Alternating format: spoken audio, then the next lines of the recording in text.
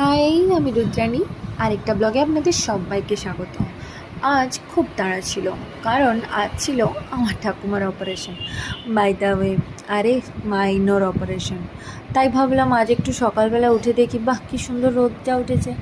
তাই আর দেরি না করে দিয়ে দিলাম গাছগুলো রোদে।